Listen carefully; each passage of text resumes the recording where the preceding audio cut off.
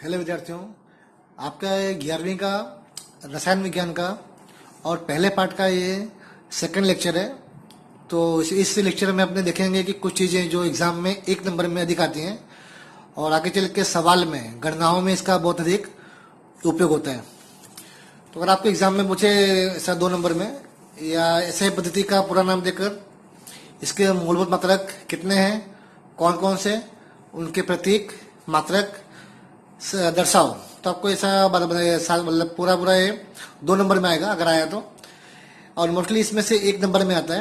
तो आपने कक्षा 9 में 10 में ये पढ़ चुके हो आप इसके बारे में। तो कुल मिला के 7 मात्रक होते हैं मूलभूत: लंबाई, द्रव्यमान, समय, विद्युत धारा, पदार्थ की मात्रा, तापक्रम और ज्योति तीव्रता।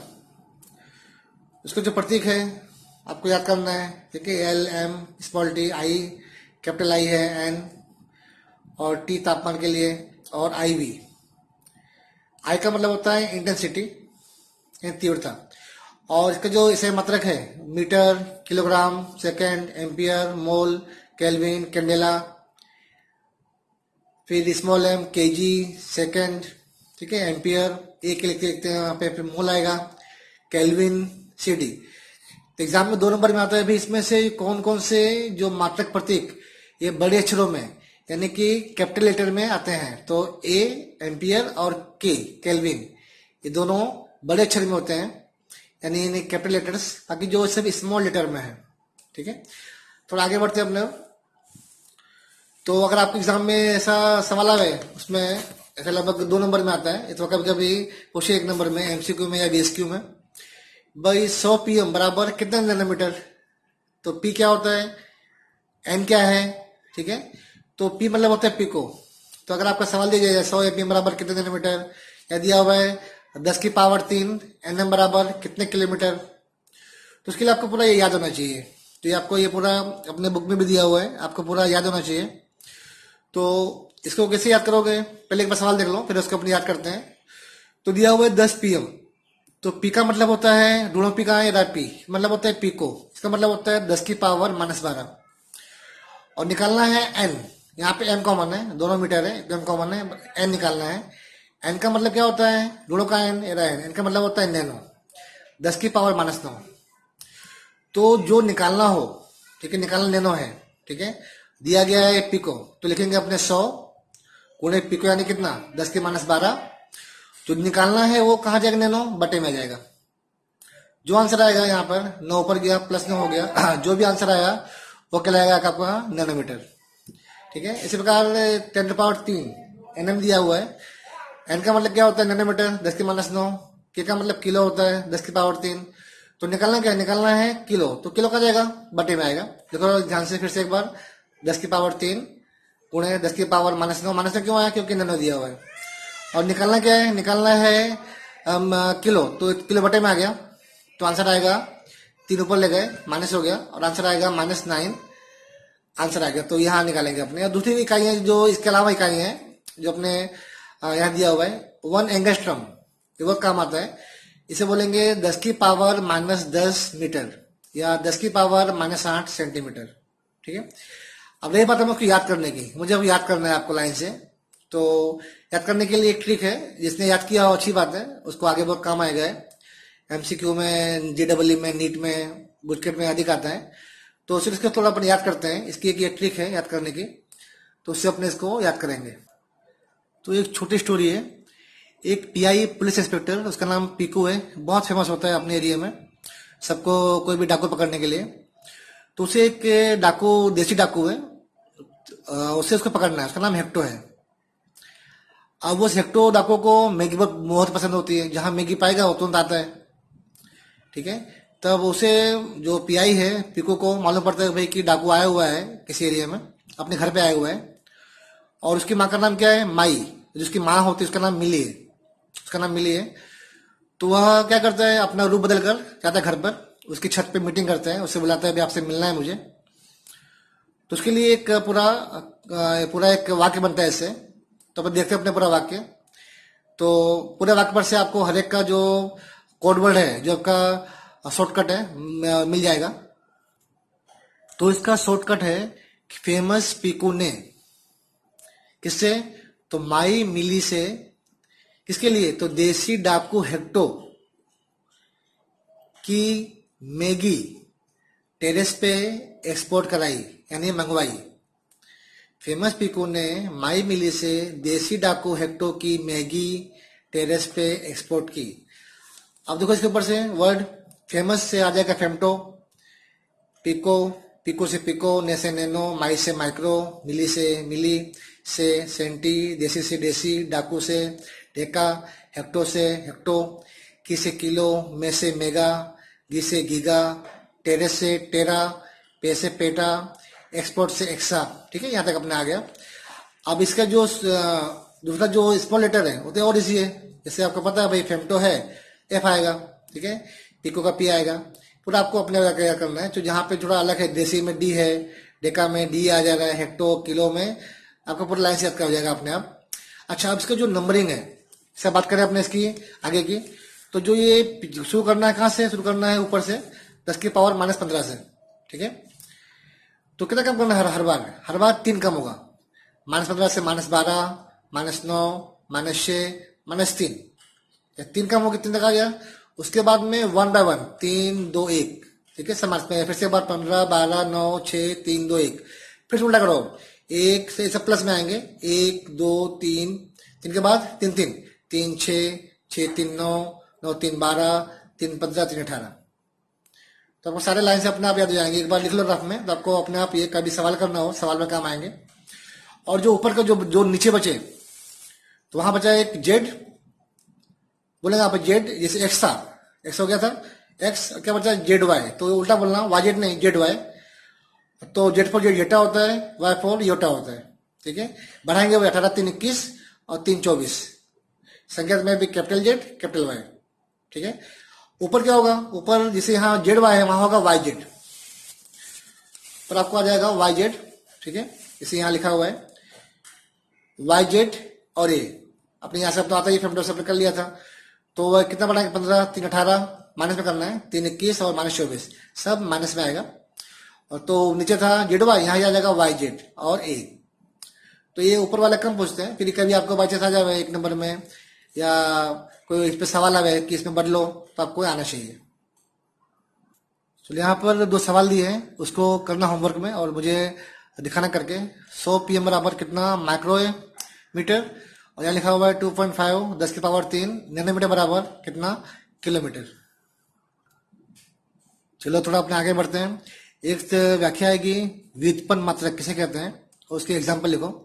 तो व्याख्या लिखी हुई है, मूलभूत मात्रकों की मदद से प्राप्त होने वाले मात्रक को व्युत्पन्न मात्रक कहते हैं। कौन से तो मूलभूत मात्रक थे ना, 7 मात्रक, ऐसे मात्रक, मीटर था लंबाई के लिए। तो यहाँ पे एग्जाम्पल नंबर 1 आयतन दिया हुआ है। आयतन क्या होता है, LBH लंबाई चौड़ाई ऊंचाई, वो सब दूरी है। दूरी किसी को मापेंगे, मीटर में, ऐसे मात्रक में, मीटर मीटर मीटर। क्या हो गया, आयतन की इकाई हो गई मीटर क्यूब। तो बोले एग्जाम में ऐसे मात्रक में इसका आयतन की इकाई लिखो, क्या आएगा, ऐसे मात्रक में मीटर क्यूब। लेकिन जो फेमस है, जो अधिक अपने यूज करते हैं, वो क्या होता है, लीटर। आयतन कितना आयतन है, 2 लीटर। हम ऐसा नहीं बोलते भाई कि हमारे पास एक कितना दूध है, वो नहीं बोलेंगे 1 मीटर क्यूब, ये नहीं बोलेंगे 1 सेमी क्यूब, क्या बोलेंगे, लीटर है। लेकिन यह लीटर ऐसे मात्रक नहीं होता। तो देखते हैं क्या होता क्या है। तो बोलो 1 लीटर बराबर होगा 1000 ml। बोलो 1 ml क्या होता है इसमें, सेमी में, बोलेंगे 1 सेमी क्यूब। यदि 1 सेमी चौड़ा, 1 सेमी लंबा, 1 सेमी ऊंचा कोई क्यूब है, उसमें 1 ml आयतन आएगा। चलो अब यहाँ लिख दो भाई 1000 ml लिखा हुआ है, क्या 1000 यहाँ लिख दो, इसके बदले क्या आ जाएगा, सेमी क्यूब। ml के बदले क्या आ गया, सेमी क्यूब आ गया। अब आ जाओ कि सेमी क्या होता है, तो बोलेंगे 10 सेमी बराबर 1 DM होता है, डेसीमीटर। तो चलो इसको इसका वर्क कर लो, इसका वर्क किया मैंने, इसका वर्क कर लिया। तो वर्क नहीं, घन करेंगे, घन दिया है, घन करेंगे, क्यूब कर रहे हैं, क्यूब यानी घन होता है। तो क्या हो गया, 1000 सेमी क्यूब बराबर क्या हो गया, 1 DM क्यूब। कहने मतलब यहाँ पे 1 लीटर बराबर कितना हो जाएगा, 1 DM क्यूब। ठीक है, ऐसा भी कर सकते हैं, करना हो तो। और एग्जाम्पल पूछते हैं, 1 नंबर में आता है कि 1 लीटर बराबर कितना, तो 1 DM क्यूब होता है, या तो 1000 सेमी क्यूब होगा। दूसरी इकाई है घनता। घनता मतलब होता है द्रव्यमान बटा आयतन। तो द्रव्यमान क्या होगा, इसका इकाई केजी होती है, अभी अपने याद किए थे, टोटल 7 इकाई में से केजी था। और आयतन क्या अपने यहाँ प्राप्त किए मीटर क्यूब, क्या हो जाएगा केजी मीटर की पावर -3। अच्छा, अब आगे एक नया टॉपिक आएगा तापमान। तापमान में से काफी क्वेश्चन बनते हैं एक नंबर के लिए।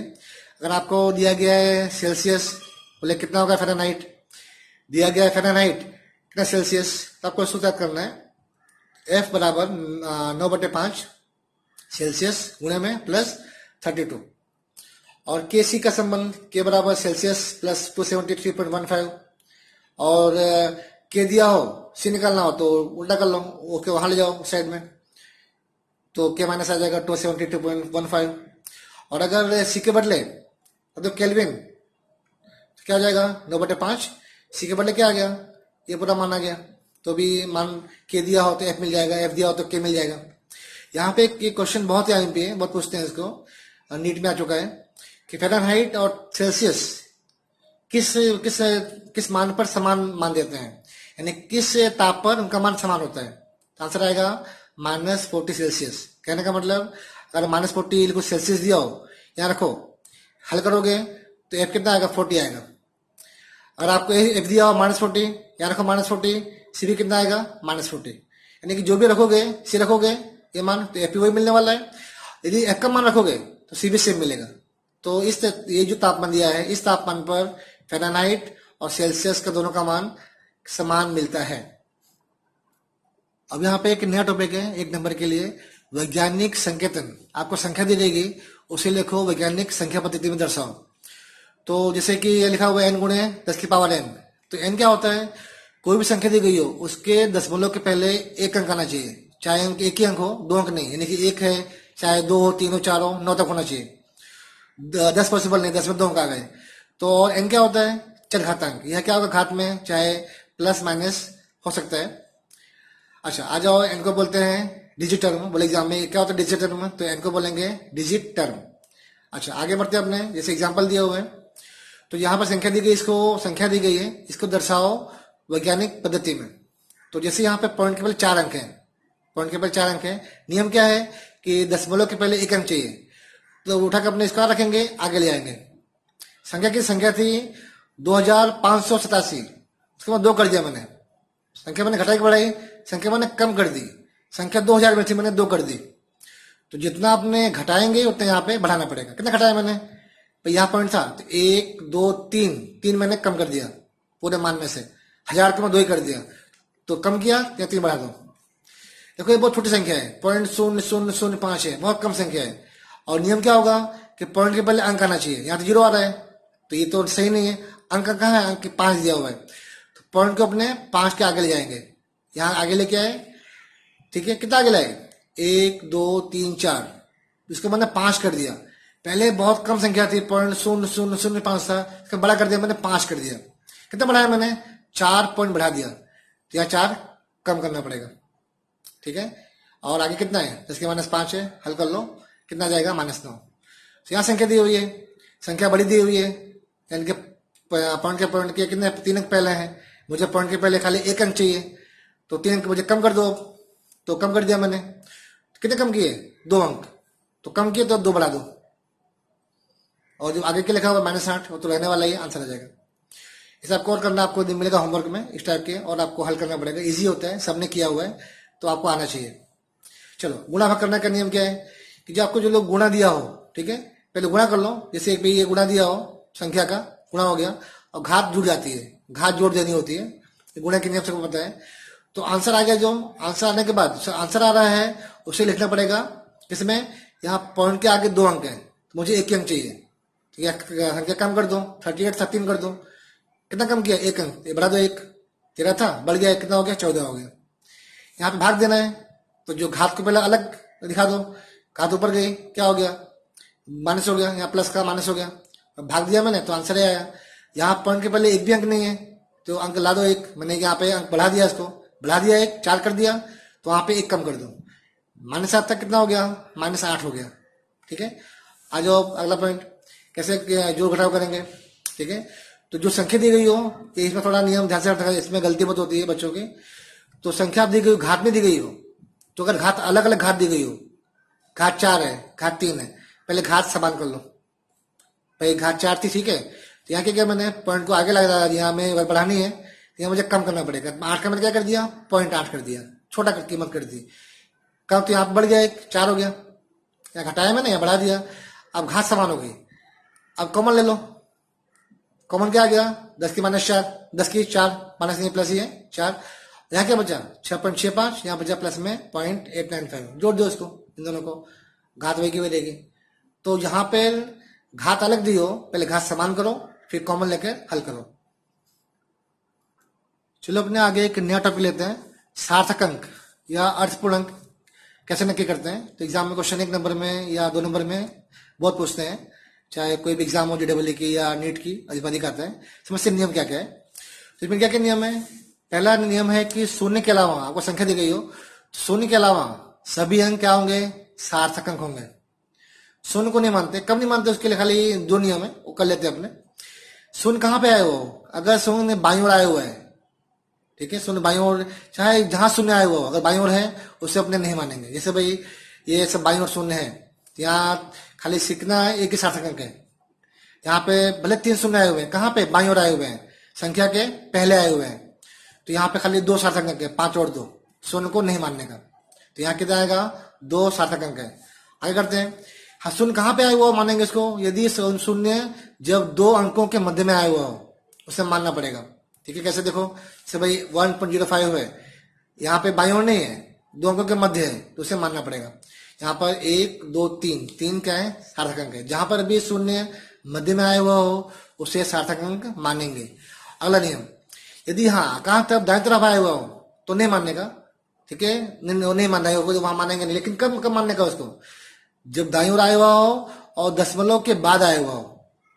ठीक है, पहली बात तो भाई नहीं मानते हैं, लेकिन अगर कब मानेंगे, जब दशमलव दिया हो, जरूरी है, दशमलव होना आवश्यक है तो ही मानेंगे, और उसके बाद में आया हुआ हो तो उसके मानते। जैसे लिखा हुआ है 0.0120, ठीक है, यहाँ पर पॉइंट है, लेकिन ये दोनों कहाँ पे, दोनों बाईं ओर है, तो नहीं मानेंगे।